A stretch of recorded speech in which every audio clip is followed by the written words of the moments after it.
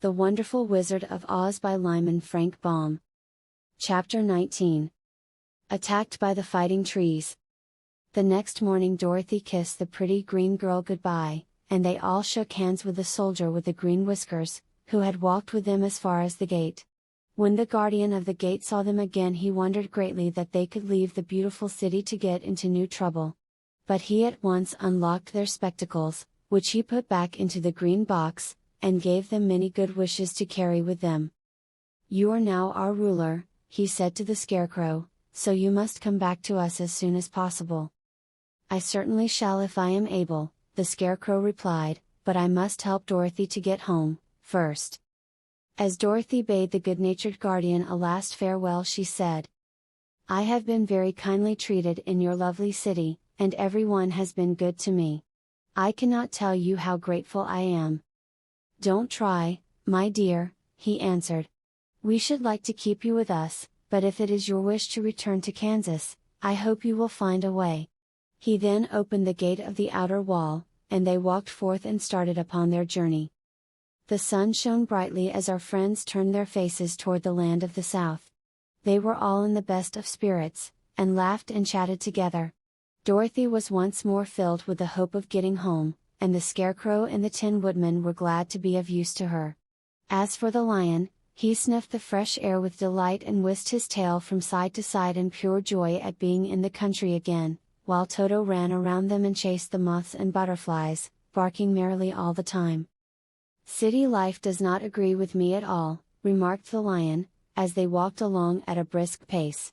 "I have lost much flesh since I lived there, and now I am anxious for a chance to show the other beasts how courageous I have grown." They now turned and took a last look at the Emerald City.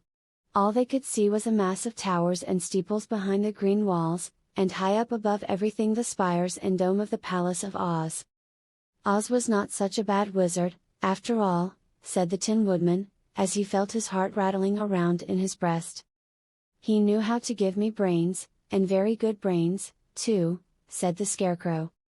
"If Oz had taken a dose of the same courage he gave me," added the Lion, "he would have been a brave man." Dorothy said nothing. Oz had not kept the promise he made her, but he had done his best, so she forgave him. As he said, he was a good man, even if he was a bad wizard.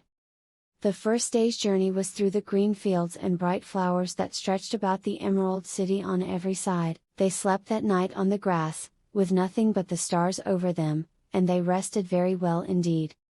In the morning they traveled on until they came to a thick wood. There was no way of going around it, for it seemed to extend to the right and left as far as they could see, and, besides, they did not dare change the direction of their journey for fear of getting lost. So they looked for the place where it would be easiest to get into the forest. The Scarecrow, who was in the lead, finally discovered a big tree with such wide-spreading branches that there was room for the party to pass underneath.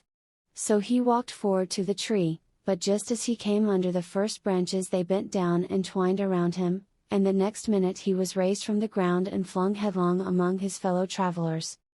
This did not hurt the Scarecrow, but it surprised him, and he looked rather dizzy when Dorothy picked him up. "Here is another space between the trees," called the Lion. "Let me try it first," said the Scarecrow, "for it doesn't hurt me to get thrown about." He walked up to another tree, as he spoke, but its branches immediately seized him and tossed him back again. "This is strange," exclaimed Dorothy. "What shall we do?" "The trees seem to have made up their minds to fight us, and stop our journey," remarked the Lion. "I believe I will try it myself," said the Woodman, and shouldering his axe, he marched up to the first tree that had handled the Scarecrow so roughly. When a big branch bent down to seize him, the Woodman chopped at it so fiercely that he cut it in two. At once the tree began shaking all its branches as if in pain, and the Tin Woodman passed safely under it. "Come on!" he shouted to the others. "Be quick!" They all ran forward and passed under the tree without injury, except Toto, who was caught by a small branch and shaken until he howled. But the Woodman promptly chopped off the branch and set the little dog free. The other trees of the forest did nothing to keep them back, so they made up their minds that only the first row of trees could bend down their branches, and that probably these were the policemen of the forest, and given this wonderful power in order to keep strangers out of it. The four travelers walked with ease through the trees until they came to the farther edge of the wood.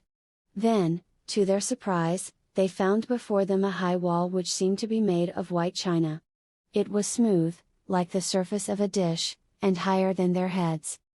"What shall we do now?" asked Dorothy. "I will make a ladder," said the Tin Woodman, "for we certainly must climb over the wall."